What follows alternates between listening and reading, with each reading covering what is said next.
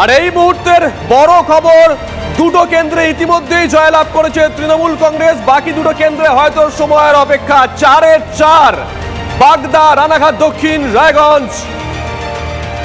4-4 মানিকতলা কেন্দ্র বাদ দিয়ে বাকি তিনটে কেন্দ্রই ছিল বিজেপির দখলে। এবার তিনটে কেন্দ্রই কার্যত শাসক ছিনিয়ে নিল বলা যায়, কারণ ইতিমধ্যে আমরা দেখাচ্ছি রায়গঞ্জ এবং রানাঘাট দক্ষিণে ফল ঘোষণা হয়ে গেছে। বাগদায় এখনো পর্যন্ত বাকি থাকলেও বাগদায় অনেকটাই এগিয়ে রয়েছেন মধুপর্ণা ঠাকুর। 4 কেন্দ্রের রায় সকাল থেকেই আপনাদের জানাচ্ছি। এই মুহূর্তে আপনাদের সঙ্গে আমি রুমেলার সঙ্গে রয়েছে শুভজিৎ। একটু গ্রাফিক্যালি বোঝাবো আমাদের দর্শকদের। শুভজিৎ কিছুক্ষণ আগেই যে কথা বলছিল, 4 কেন্দ্রের মধ্যে দুটি কেন্দ্রে এই মুহূর্তে জিতে গিয়েছে তৃণমূল। তার মধ্যে ইন্টারেস্টিং রায়গঞ্জ এই প্রথম তৃণমূল জয়লাভ করলো। এবং দেখো সামান্য এই কয়েক দিনের ব্যবধানে কিরকম রাজনৈতিক সমীকরণ বদলে গেল। কৃষ্ণ কল্যাণী তিনিই বলছিলেন যে হ্যাঁ, সিচুয়েশন বদলে গেছে, এবার মানুষের রায় তারা পাবেন। রায়গঞ্জ এই প্রথম শাসকের কাছে, মমতা বন্দ্যোপাধ্যায়ের কাছে একটা বড় উপহার তুলে দিলেন কৃষ্ণ কল্যাণী। এই মুহূর্তে আমরা 4টে ভিন্ন ছবি দেখাচ্ছি। দেখুন, তৃণমূল কংগ্রেস কর্মী সমর্থকরা রাস্তায় নেমে এসেছেন। বাগদার ছবি দেখাচ্ছি, রানাঘাট দক্ষিণ, অর্থাৎ দুটো জায়গা যেখানে মতুয়া অধ্যুষিত, সেই দুটো জায়গাতে সবুজ আবির উঠছে। এই প্রথমবার সবুজ আবির উঠল রায়গঞ্জে কৃষ্ণ কল্যাণীর হাত ধরে। রুমেলা যে কথা বলছিল, মানিকতলা সবুজই ছিল, কিন্তু সেখানে ব্যবধান কতটা হয় তা নিয়ে একটা বোধহয় শাসকের মধ্যেও প্রশ্ন ছিল। আজকে সকালে আমরা দেখেছিলাম 31 নম্বর ওয়ার্ড, পরেশপালের ওয়ার্ড নিয়ে একটা আশঙ্কা প্রকাশ করেছিলেন, কিঞ্চিত সংশয় প্রকাশ করেছিলেন সুপ্তি পাণ্ডে, কিন্তু মানিকতলাতেও ব্যবধান অনেকটাই বাড়িয়ে নিয়েছে তৃণমূল কংগ্রেস। আমরা বরং রায়গঞ্জের কিছু গ্রাফিক্যালি দেখাই আমাদের দর্শকদের। রায়গঞ্জ থেকে আপডেট আসছে, রায়গঞ্জে বিরাট ব্যবধানে জয়ী তৃণমূল কংগ্রেস। কৃষ্ণ কল্যাণী বিরাট ব্যবধানে জয়ী হয়েছেন। 50,000 ভোটে জয়ী রায়গঞ্জের তৃণমূল কংগ্রেস প্রার্থী কৃষ্ণ কল্যাণী। 2021-এ রায়গঞ্জে বিজেপির টিকিটে জিতলেও পরবর্তী সময় তিনি দল বদল করেছিলেন এবং তৃণমূল কংগ্রেসের টিকিটে তিনি লোকসভা নির্বাচনে লড়াই করছিলেন। মাত্র 1.5 মাস আগে যে রায়গঞ্জ মুখ ফিরিয়ে নিয়েছিল তৃণমূল কংগ্রেসের তরফ থেকে বিধানসভা ভোটের 1.5 বছর আগে, সেই রায়গঞ্জ কিন্তু আবার তৃণমূল কংগ্রেসকে উজাড় করে দিল। বিজেপি ছেড়ে তিনি তৃণমূলে যোগ দিয়েছেন, আর এবার অফিশিয়ালি আনুষ্ঠানিকভাবে তৃণমূল রায়গঞ্জটা ফিরে পেল। ঠিক, রূপক রয়েছেন আমাদের সঙ্গে। রূপক, এই 1.5 মাস আগে আর আজকের পরিস্থিতি এরকম আকাশ পাতাল কেন? দেখো, তৃণমূল কংগ্রেসের প্রার্থী এবং তৃণমূলের সমর্থকরা তারা যেমনটা জানাচ্ছেন যে এবারে কিন্তু ধর্মের নিরিখে ভোট হয়নি, আর সেই কারণে এই জয়। তৃণমূল কংগ্রেসের কর্মীরা যারা রয়েছেন তাদের সঙ্গে কথা বলবো। একেবারে 47,000 ভোটে আপনাদের পরাজয় ছিল লোকসভাতে, সেই কামব্যাকটা কি করে করলেন? এক নম্বর হচ্ছে সেই সময় যে সন্দেশখালি নিয়ে একটা তোলপাড় হচ্ছিল, পরবর্তীতে সেটা ভিডিওতে প্রমাণ হলো যে সেটা একটা সাজানো ঘটনা। তারপর সেই সময় আমাদের সেই সাজানো ঘটনাটা প্রকাশ হয়েছিল আমাদের ভোটের পরে, সেই জন্য পরবর্তীকালে তৃণমূলের রাজ্যে ভালো ফল হয়েছে, কিন্তু আমাদের এখানে খারাপ ফল হয়েছে। সাধারণ মানুষ কি আপনাদের বার্তাগুলো নিয়েছে? অবশ্যই নিয়েছে, না নিলে এরকম রেজাল্ট বলেছি। এটা রাজ্যের ভোট, মুখ্যমন্ত্রীর ভোট, এই ভোটে কোনো চেঞ্জের তো ব্যাপার নেই। রূপক, ছোট করে আরেকটা বিষয় জানতে চাইবো। বাম কংগ্রেস, একদম ছোট করে একটা বিষয়, বাম কংগ্রেস এই আসনটা নিয়ে খুব প্রত্যাশা করেছিল মোহিত সেনগুপ্ত হয়তো জিতবেন, যেমনটা সাগরদিঘিতে হয়েছিল হয়তো তেমনটাই হবে রায়গঞ্জে। মোহিত সেনগুপ্ত আঁচড়ই কাটতে পারলেন না। একেবারেই দেখো, মোহিত সেনগুপ্তর কিন্তু কোনো রকম প্রভাব এখানে দেখা গেল না। শুধু তাই নয়, কংগ্রেস এবং সিপিএম জোটবদ্ধভাবে লড়া, এটা কি ভালোভাবে মানুষ নেয়নি? এখন কিন্তু সেই প্রশ্ন উঠতে শুরু করেছে। বেশ নজর থাকবে কৃষ্ণ কল্যাণী আজকে ঠিক কি বলেছেন শোনাই একবার। এই নির্বাচন আগামী দিনে ভাবেন, পৌরসভার নির্বাচন রয়েছে, হ্যাঁ, সেটাকে অনেকখানি বুস্ট আপ করবে। 2026টাও আমরা অনেকটা এগিয়ে থাকলাম। যে হিসাবে সাধারণ জনগণ যা জনাদেশ দিয়েছেন তৃণমূলের পক্ষে, আমাদের দায়িত্বটা নিশ্চিত আরও আগামী দিনে বেড়ে গেল, সাধারণ মানুষকে আরও ভালো পরিষেবা দেওয়ার। এবার দেখুন, আমাদের দলের কর্মীরা, নেতৃত্ব যারা আছে সবাই মিলে নিজেদেরকে উজাড় করে নিয়ে একদম ঐক্যবদ্ধভাবে আমরা লড়েছি, আর এটা তারই সুফল যে আমরা ঐক্যবদ্ধভাবে লড়ে নিয়ে মানুষের কাছে পৌঁছতে পেরেছি, উন্নয়নের বার্তা দিতে পেরেছি। সাধারণ মানুষ তৃণমূল কংগ্রেসের উপর আস্থা রেখেছে, বিশ্বাস রেখেছে। আমরা সারা বছর তৃণমূল কংগ্রেসের কর্মীরা আমরা কাজ করি, আমরা সেই কাজটা আগামী দিনে করব। দেখো, কৃষ্ণ কল্যাণীর পলিটিক্যাল কেরিয়ার কি হয় তা নিয়ে সকাল থেকে আমরা প্রশ্ন তুলেছিলাম। কৃষ্ণ কল্যাণী বিজেপির টিকিটে জিতেছিলেন, দল বদল করে তৃণমূলের হয়ে দাঁড়ালেন লোকসভায়, মানুষ ভালোভাবে নেয়নি, তাকে ভোট দেননি। এবার কি হবে? একেবারে মুকুটমণি অধিকারী তার জয় স্পষ্ট। আসো আমরা শুভজিৎ আমাদের দর্শকদের কিছু ইনফরমেশন দেখাই। রানাঘাট দক্ষিণের মুকুটমণি অধিকারী রানাঘাট দক্ষিণে বড় ব্যবধানে জয়ী তৃণমূলের মুকুটমণি অধিকারী। আমরা সরাসরি চলে যাই। মুকুটমণি অধিকারী এই মুহূর্তে রয়েছেন আমাদের সঙ্গে। আপনি একসময় বিজেপির মুকুট ছিলেন, আর এই মুহূর্তে মানুষের জনমতে তৃণমূলের মুকুটে একটা নয়া পালক অ্যাড করলেন। আপনার প্রাথমিক প্রতিক্রিয়া?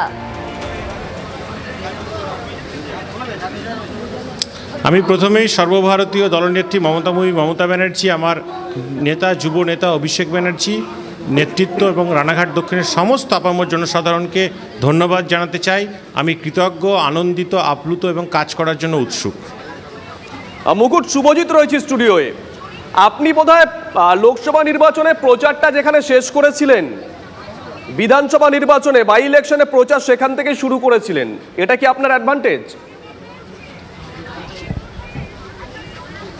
হ্যাঁ, দেখুন, আমরা সর্বাত্মক প্রচার করেছিলাম লোকসভাতেও, যেটা আপনি বলতে পারেন যে মানে একরকম এর থেকে বেশি প্রচার ইতিহাসে সম্ভব নয়। আমরা করেছিলাম। আমরা বিধানসভার ক্ষেত্রেও উপনির্বাচনের ক্ষেত্রেও আমরা সকলে মিলে সংঘবদ্ধভাবে কাঁধে কাঁধ মিলিয়ে প্রত্যেকটা কর্মী নেতৃত্ব, জেলা নেতৃত্ব আমরা কিন্তু লড়াই করেছি। মানুষের দাঁড়ে দাঁড়িয়ে গেছি, প্রত্যেক ভোটারের কাছে গেছি এবং সকলে দুহাত তুলে আশীর্বাদ করেছেন। আমরা তাদের প্রতি কৃতজ্ঞ। মুকুটমণি, লোকসভা নির্বাচনে কি হয়নি যেটা বিধানসভা বাই ইলেকশনে হয়ে গেল? কোন জিনিসটা ম্যাজিকের মতো কাজ করলো বলে আপনার মনে হচ্ছে? 2024 লোকসভা নির্বাচনের ফলাফল যা ম্যাজিকের মতো কাজ করলো। আচ্ছা, আপনি 2024-এর লোকসভা নির্বাচনের ফলাফলটাই বাই ইলেকশনে আপনার পরে যাওয়ার দিকে মনে করছেন? এটা একটা অন্যতম কারণ কি মানুষের সামনে যে অন্ধ মোহের বেড়াজাল ছিল, সেখান থেকে মানুষের সেই বেড়াজালটা সরে মানুষ বাস্তবে দেড় মাস খুব কম সময় বেড়াজাল সরে গেল। খুব কম সময় তো, দেড় মাস। বেড়াজাল সরতে কয়েক সেকেন্ড টাইম লাগে ম্যাম। মুকুট, শুভজিৎ রয়েছে আরেকটা প্রশ্ন। সিএএ কার্যকর হওয়ার পর আপনি যে চত্বরে রাজনীতি করেন, দুটো ইলেকশন হয়ে গেল। একটা জিতলো বিজেপি, একটা জিতলে আপনি তৃণমূল কংগ্রেস। মতুয়াদের ভোট এখন তাহলে কার দিকে? 50-50 হয়ে গেছে। দেখুন, আমি যেটা আপনাদেরকে বলার চেষ্টা করলাম যে 2024-এর লোকসভা নির্বাচনের ফলাফল যেটা মানুষের চোখকে খুলে দিয়েছে। মানুষ অন্ধ মোহে মরীচিকার পেছনে ছুটছিল। মানুষ মনে করেছিল যে সিএর মাধ্যমে নাগরিকত্ব পাবে উদ্বাস্তু, রাজবংশী, মতুয়া সম্প্রদায়ের মানুষ, হিন্দু উদ্বাস্তুরা। কিন্তু প্রকৃত অর্থে নাগরিকত্ব কেড়ে নিয়ে, মানুষের নাগরিকত্ব কেড়ে নেওয়ার যে আইন, সেটা মূলত সিএর রুলস ফ্রেমের মাধ্যমে বিজেপি করে সেটাকে সংবিধান সিদ্ধ করে রেখে গেল। তো তার মধ্য দিয়ে মানুষের নাগরিকত্ব চলে যাবে। সকলে কিন্তু এটা চিন্তাভাবনা করছেন। অসংখ্য ধন্যবাদ আপনাকে, অসংখ্য ধন্যবাদ ডক্টর মুকুটমণি অধিকারী। তার সঙ্গে আমরা কথা বললাম। পার্থ ভৌমিক সরাসরি রয়েছেন। পার্থবাবু, শুভজিৎ রয়েছে স্টুডিও, রুমেলা আমার সঙ্গে রয়েছে। পার্থবাবু, 90 দিনের মধ্যে কি এমন মিরাকেল ঘটলো?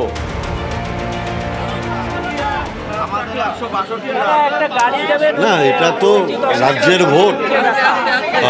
বাগদার মানুষ মমতা ব্যানার্জির উন্নয়নের সপক্ষে রায় দিয়েছে। মমতা ব্যানার্জির সরকারের যে সুবিধাগুলো প্রান্তিক মানুষের কাছে পৌঁছেছে, প্রান্তিক মানুষ দল বেঁধে মমতা ব্যানার্জিকে ভোট দিয়েছে। এবং আমি এটুকু আপনাদের দায়িত্ব নিয়ে বলছি, এই বাগদার এই উপনির্বাচনের জয় থেকেই বনগাঁ লোকসভায় আমরা ঘুরে দাঁড়ালাম। আগামী 2026-এ বনগাঁ লোকসভার যে 7টা সিট, এই 7টা সিটেই আমরা জয়ী হব। আমি আজ থেকেই আপনাকে এটা বলে দিতে পারি, মানুষের যা মোটিভ দেখছে। পার্থবাবু, ধূপগুড়ি বাই ইলেকশনে আপনারা জিতেছিলেন, সেই ধূপগুড়ি তো আবার 24-এ আপনাদের থেকে মুখ ফিরিয়ে নিয়েছে।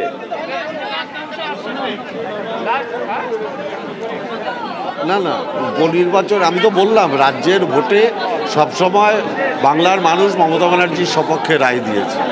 অর্থাৎ এটা থেকেই আপনি বুঝতে পারছেন 2026 সালে মমতা ব্যানার্জি আবার মুখ্যমন্ত্রী হচ্ছে। মানুষ মমতা ব্যানার্জির সঙ্গে আছে।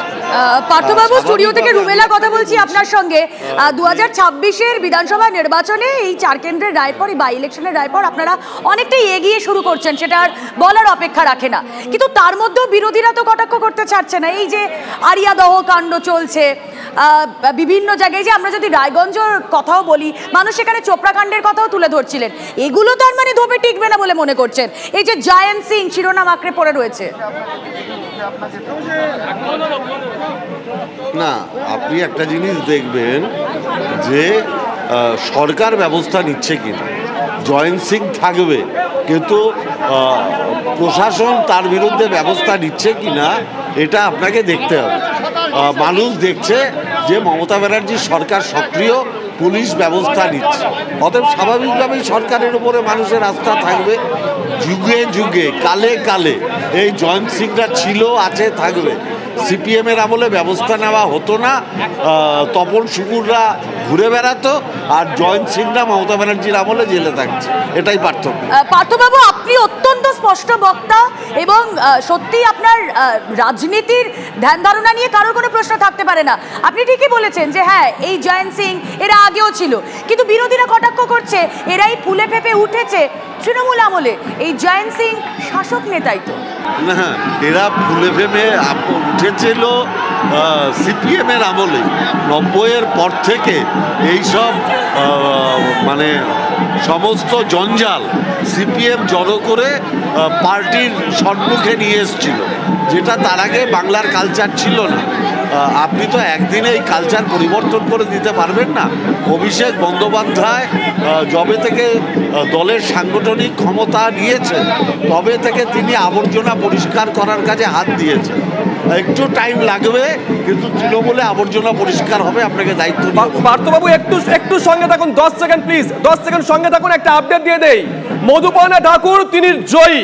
মধুপর্ণা ঠাকুর এতক্ষণ এগিয়ে ছিলেন, আমরা দেখাচ্ছিলাম, অবশেষে জয়ী তিনি।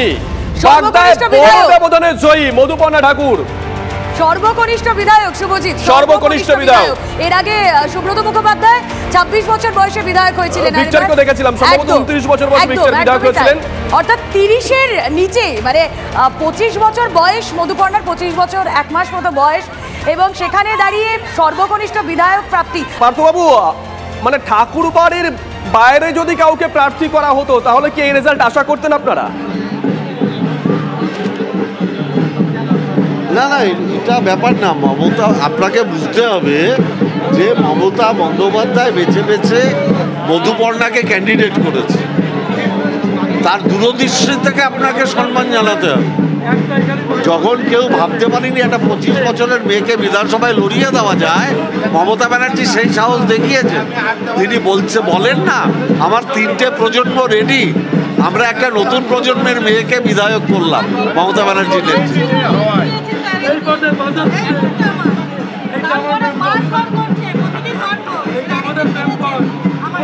বেশ, পার্থবাবু অসংখ্য ধন্যবাদ আপনাকে, অসংখ্য ধন্যবাদ। মধু